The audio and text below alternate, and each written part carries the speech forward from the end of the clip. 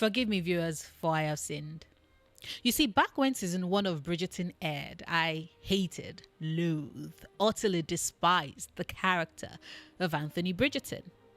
If I had the ability to enter a TV screen and pop into a show with an outlet prepped for me to get out of Dodge the minute I want to, of course, then I would have totally popped into the show and boxed Anthony Bridgerton's ears. I found his ass entitled, infuriating, utterly irritating. I hated his mustache, I hated his judgmental nose, I hated the way he walked, I hated the way he breathed, I hated his ass. And I spent the 1 year and 3 months that took place between season 1's airing and season 2 dropping, asking myself how on earth the show was going to make me logically consider Anthony Bridgerton as a love interest and root for him. Mind you, at this point, I haven't yet read the rest of the Bridgerton book series. I binged them after I was done with season 2, so at that point, I had no idea how Julia Quinn had redeemed him in the story, and I do personally think that even if I had read the rest of the books prior to the season dropping, I still would have convinced myself that it wouldn't work because Anthony Bridgerton in the book and the way in which his story was told was a bit different from show Anthony. However, season 2 proved me wrong, and I've spent the last 3 years since thinking about the why.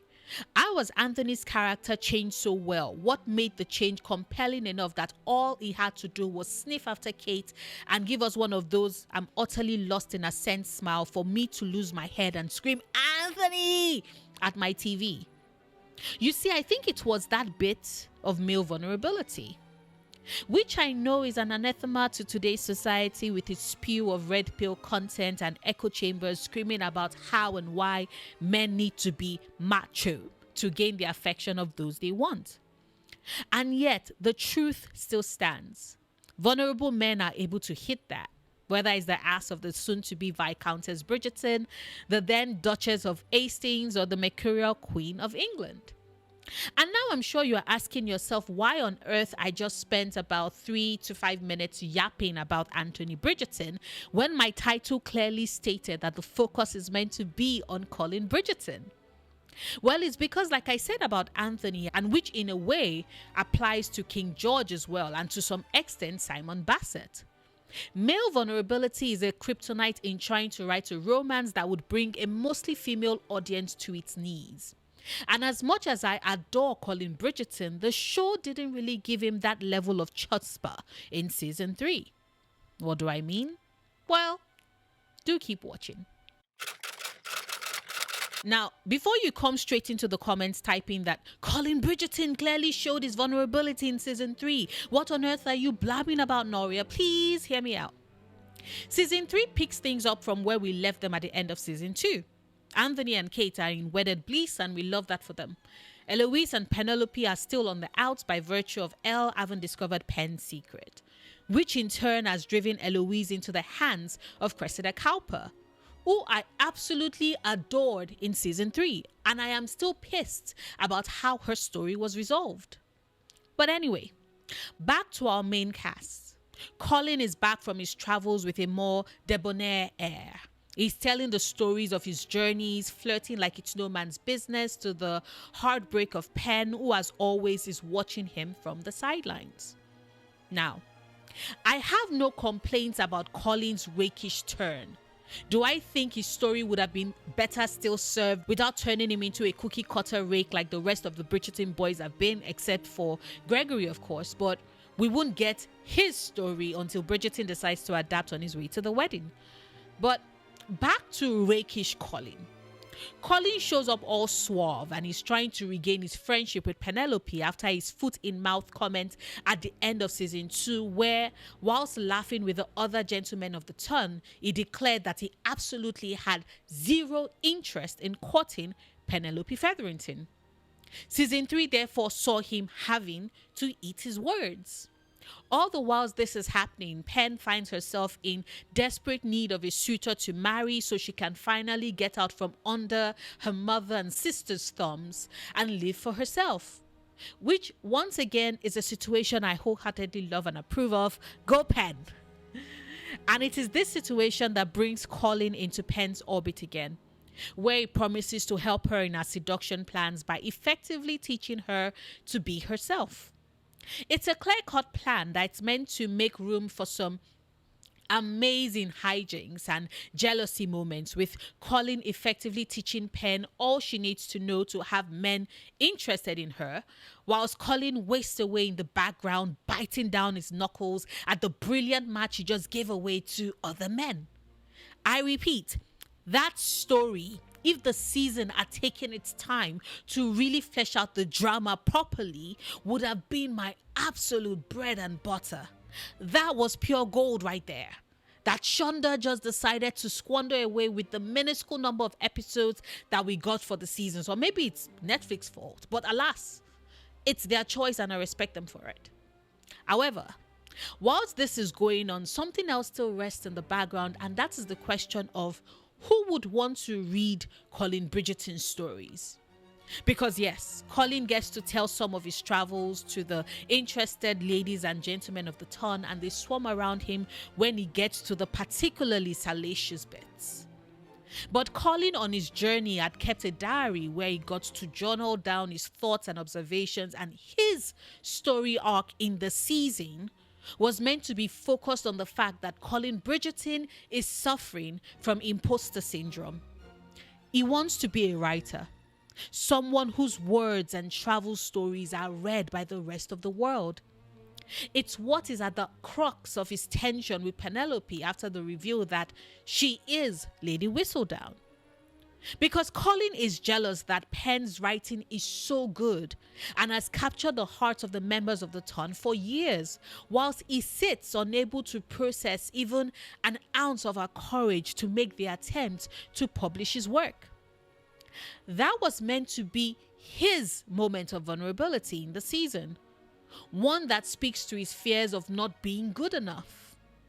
And if season 3 had followed through, if Bridgerton had spent sufficient time fully fleshing that story bit out, tied it back to some of the choices and decisions he's made in the previous season, showed us as the audience leading up to that point that the reason why he'd been so quickly besotted with Marina in season 1, for example, was because she paid attention to him, listened to his words and his stories in a way that he didn't think was perfunctory.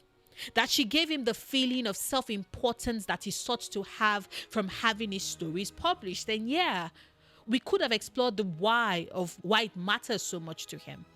And before you said that can't be a logical reason because Penelope loves his stories, and we do get the understanding that she's the only one in his circle who actually writes back to him, I totally agree.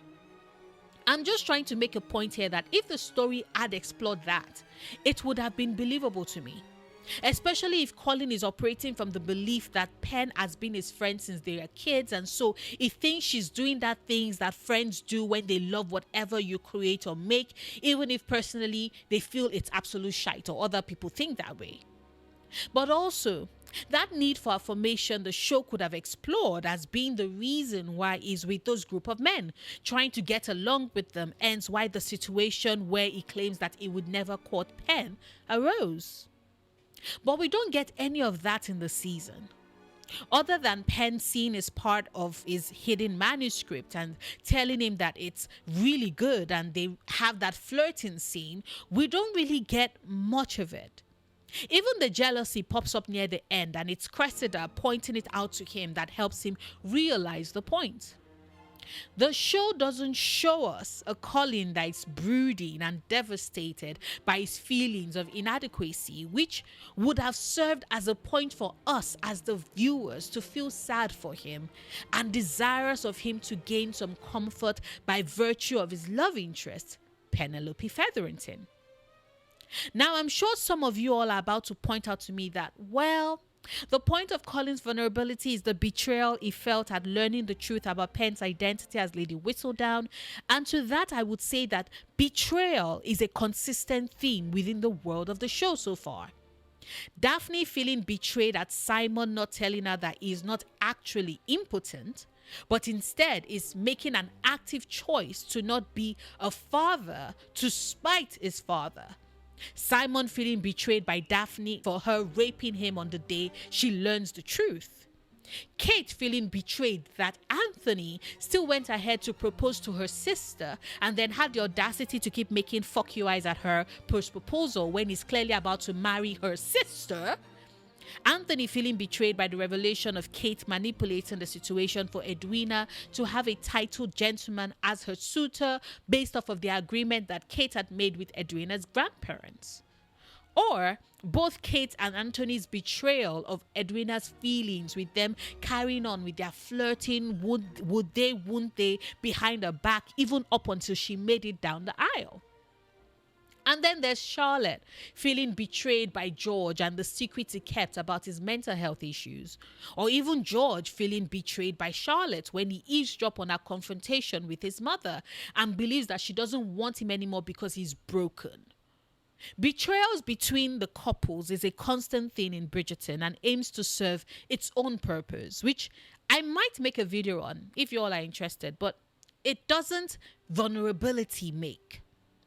Vulnerability in Bridgerton is tied to the fears of the male love interest in the story, and it is how they confront these fears with the aid of their love interest that makes the story so compelling and has the power to transform each of them from being just okay to legendary status. Simon Bassett was hot, yeah, and Reggie would always hold my heart, but let's be real. We don't really sink into the absolute depth of him until we are given his traumatic backstory with his absolute cad of a father. And that is what has us rooting for him and hoping that he finds love, that he confesses said fears to Daphne so they can have their happily ever after. Anthony's vulnerabilities are tied to his fears of dying young like his father, and he's carried the scars and burdens of his father's passing and how that loss absolutely devastated his mother all his life. It is why he is terrified of choosing Kate, because it is clear that he is almost completely, utterly in love with her. And he can't let himself take that step further, because to love Kate is to create another Violet Bridgerton, and he would rather marry Edwina, who's just okay to him, rather than saddle Kate with that burden. His choice to open up to Kate and allow himself love her is him admitting that vulnerability and choosing love regardless. It's the same with George. His fears is tied to the fact that he's slowly losing his mind, and he's terrified of burdening Charlotte with that, terrified of her falling for him and vice versa, only for her to have to live the rest of their lives together watching his mind slowly dissipate. It is this fear that creates a wall between them, a fear that can only be breached when he admits to himself that he's willing to be selfish, is willing to face his fears, all for the sake of loving his Charlotte and having her love him back.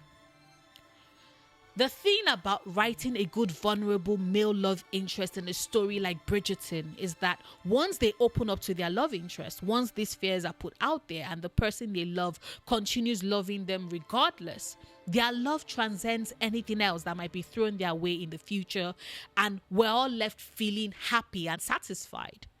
We do not get that with Colin. His vulnerability isn't highlighted or played up, and is instead tied to his jealousy of Penelope Featherington, which fails on yet another fundamental level when you consider that Bridgerton is a show with a majority female audience. Not like I'm saying men or non-binary folks don't watch and enjoy the show, mind you, just that its audience numbers are majority women. And a lot of women do tend to self-insert themselves when reading or watching romance stories. And having a man admit that your success makes him jealous because he wishes that that was him in a patriarchal society where men do get quite the leg up in their representation and earnings across several industries leaves a bit of a sour taste in my mouth. But that's just me. What about you? Do you agree or disagree with my point that Bridgerton stripped Colin Bridgerton of his vulnerability, which affected the formula and flow of the season? Let me know in the comments. Like the video if you enjoyed what I had to say. Share it if you want to. Support me on Patreon if you can. And until Monday's video, do remember, obsessing over the things you love, perfectly valid coping mechanism.